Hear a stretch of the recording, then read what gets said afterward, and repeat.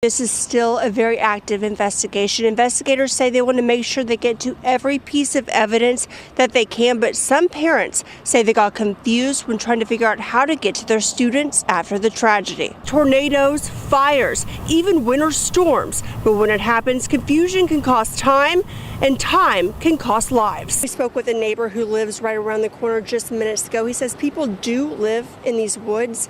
Right now we're waiting on an update from Metro Police. Neighbors I spoke with say things like this just don't happen here. This is a quiet neighborhood, but we're talking about a big city crime. Take a look at this tree and the carport behind me that completely crumbled. Now the National Weather Service is in town to try to figure out if it was a tornado that hit here. Police say seconds after the woman got out of her car, she walked up to this ATM, punched in her code, and was attacked. This new stadium promises growth and big events, but it comes with a hefty price tag. Council members say putting cameras along the riverbanks here could help keep people safe. You can tell just how busy this intersection is. Traffic moves very quickly, but police say the team was doing everything right when crossing the street.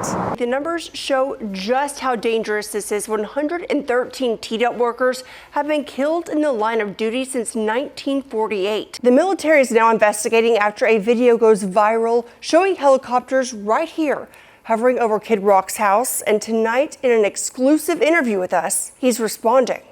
I was sitting right there just having like kind of Saturday morning beer, and I seen a chopper start coming. I was like, man, it looks like military. They circled back around and came out right over here, and so I just gave them a salute and kind of a thank you, and man, it was a level of respect that I got that no award or record sales could ever do. A social media post from Kid Rock, military helicopters flying low over his property, gaining quick attention. It was pretty cool. They stopped right there and kind of, I wasn't expecting any of that, but I thought it was really neat. Kid Rock says he sees them often and that his house in Whites Creek is on a flight path to Fort Campbell in southern Kentucky. I was there last Thanksgiving with J.D. Vance, and I've talked to some of these pilots, and I've told them, I'm like, you guys see me waving when you come by the house? I'm like, you guys are always welcome to cruise by my house, like anytime. The military says they're investigating to make sure safety standards were met here, and if not, action will be taken. Kid Rock says he believes the pilots are in the clear, alluding to his relationship with President Trump. I think they're going to be all right. My buddy's commander-in-chief. I mean, what are they looking into? They stop for, I don't know, seconds, a minute?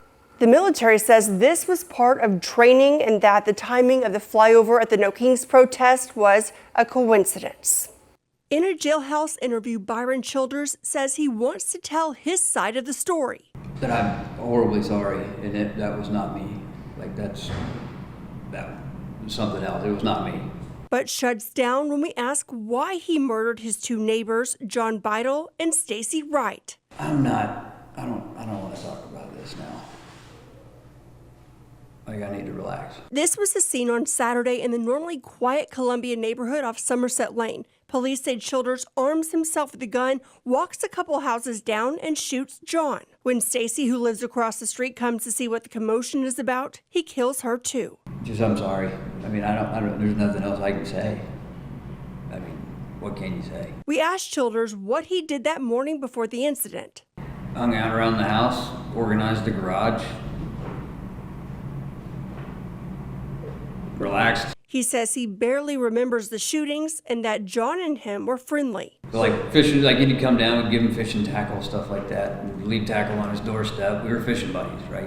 Like, talked about fishing. And, yeah. While Childers had very little to say about the crimes he's accused of, he has a lot of time to think about the lives that are changed forever, including his own. They're struggling, just with finances, because their sole income is this guy right now. About 5 minutes into our interview, he asked to go back to his cell. No more questions.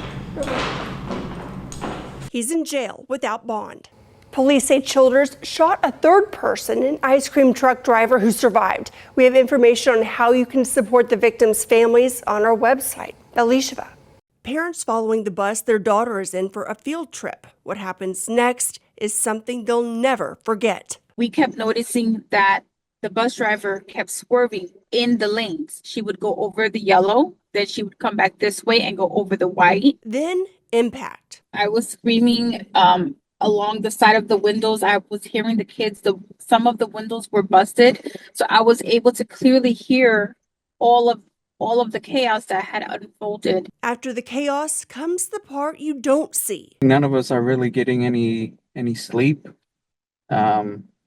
Sometimes when I try to sleep, I can kind of hear the sounds. That's where the Tennessee Highway Patrol chaplains come in, not to investigate, but to be there. In this tragedy, the chaplains say they have boots on the ground, all of them volunteers. We want to be involved. We want to be able to be the catalyst to bring some peace to a chaotic world. A community still hurting, but healing. The community's been awesome.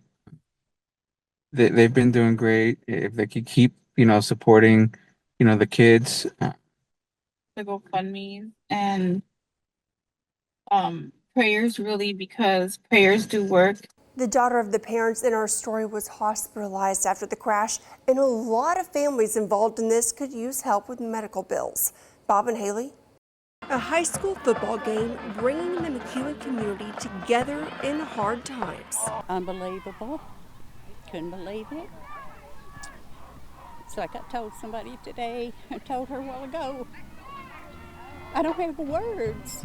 McEwen is such a fine community and everybody's concerned, and it's just really devastating to us all. Friday morning, an explosion at Accurate Energetic Systems. Investigators say people are missing and that there are casualties. Retired McEwen coach Harvey Mize says several of those missing are former students or parents of current students. Many of those people missing were my students when I was here, and I just love them and love the whole community and the people that's involved in it. I knew a lot of the people that were in there, and it's just very, very hard and very devastating. Investigators say they'll work around the clock to figure out what caused the explosion. Red Cross is also on scene. We'll just have to, pray for the families, pray that they get through this, and that God will give them the strength.